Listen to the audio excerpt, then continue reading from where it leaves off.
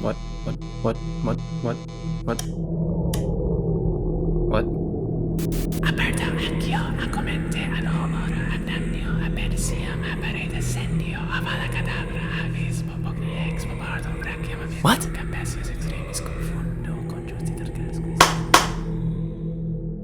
So, the long-awaited sequel of the Conjuring trilogy at this point, you can say, no longer directed by James Wan, sadly. I wanted to give my input on the first two Conjuring movies from James Wan. The first Conjuring remains one of my all-time favorite horror movies ever. I can rewatch that movie anytime, anywhere, multiple, unlimited amount of times, and still get so much entertainment and so much thrill out of it. When I was younger, I wasn't a fan of watching any sort of these horror movies types because I was afraid that me watching these sort of things would cause an actual demon to arise from the screen or just some malicious entity to haunt me and just take over my body and just possess me altogether. Upon seeing the advertisement for the first Conjuring movie back then, of course, my peewee little brain mind back then was just too afraid to watch it and was just too afraid to just see anything that had to do with that whole genre altogether. So I stayed away from all types of demon horror-esque movies. Now that I'm older, it seems as though I just outgrew that fear, and now I'm just really intrigued to see just how creative and just how weird people can get when it comes to incorporating these entities as a whole. Even hearing all the fuss about Conjuring 2, even back in 2016, I was still fairly a wuss when it came to watching all those horror movies. Even back then, it wasn't until maybe after 2018 when I started to gravitate and just start to have more of appeal towards that whole genre as a whole. So since then, of course, rewatching all the Conjuring movies, I can say that yes, the first one is definitely one of my all-time favorites when it comes to just the classic demon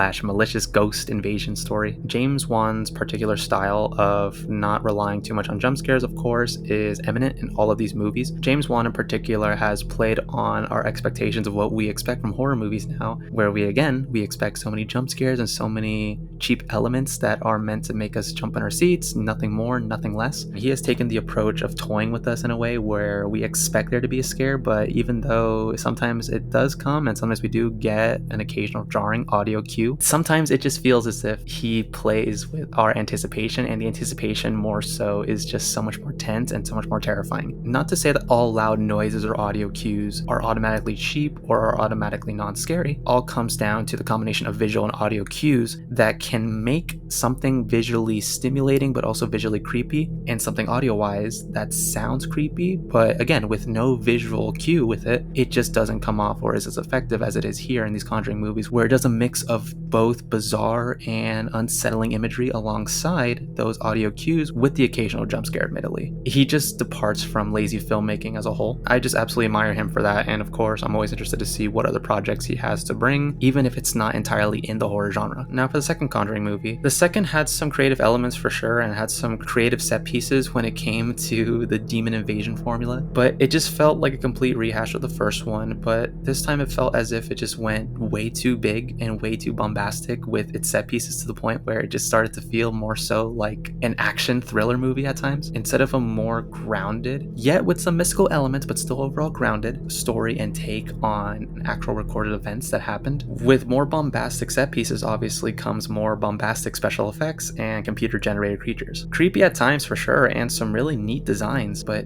overall just nowhere near the creepy factor that the first one provided for me. So let's move on from those ones and let's focus on this one now. The Conjuring, The Devil Made Me Do It. The Warrens investigate a murder that may be linked to a demonic possession that ends up being their first case to go to court. Upon learning more about the demon invasion, there may be more to meets the eye than just a simple demon at work here. This one, directed by Michael Chaves, whose previous work was The Curse of La Llorona. I've never seen it. The advertisement for the movie back a few years ago just didn't look too appealing to me. It certainly looked like any other cliche horror movie-esque type. I just heard from others, both average moviegoers and even hardcore horror fans, telling me it was either bland, underwhelming, or just didn't provide them any of the heebie-jeebies. From the advertisement of this movie, I was going into it expecting to just be either bored or just laughing at its hilarious attempts to scare. Might get some backlash from this one, but I was actually pleasantly surprised with the different take and the different formula that this movie provided, because it certainly is very different from the other two Conjuring movies, but I don't think that is automatically a bad thing. From the opening exorcism sequence, I was able to tell that yes, even though this one has a very different take and a very different tone in its techniques than the style of James Wan, what we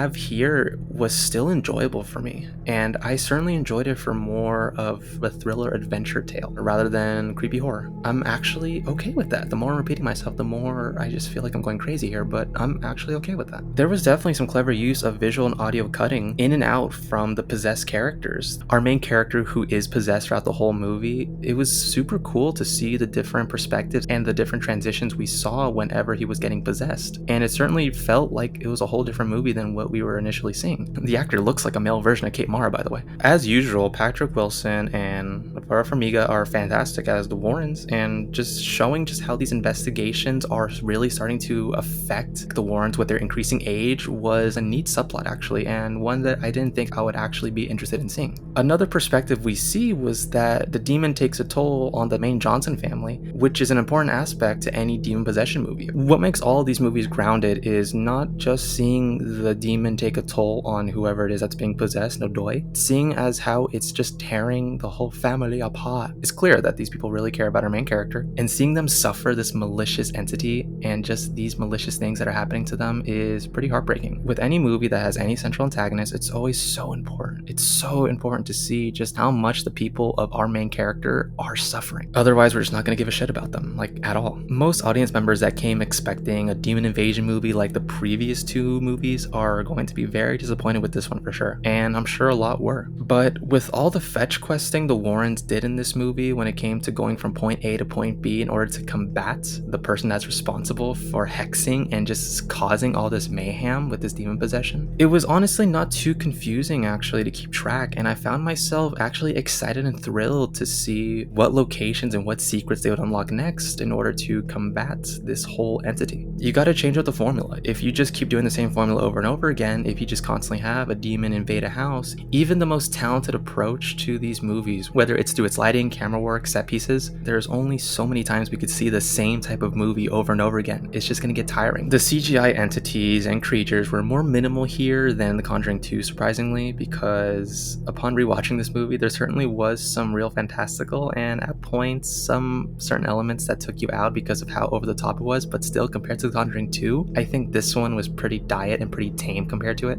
Sometimes less is more. The demon cultist summoning these entities at will was just a cool approach overall and was a really cool concept I'm surprised that I've never seen before. This may not be as strong or as impactful as James Wan's other Conjuring movies, but I wouldn't go as far as to say that this one is completely worthless or one that you can just completely skip entirely or just throw in the trash. What we have here is still very enjoyable. 6 out of 10, not as strong as the other movies. Surprised just how much I enjoy a demon fetch quest. I gotta go see a chiropractor about that.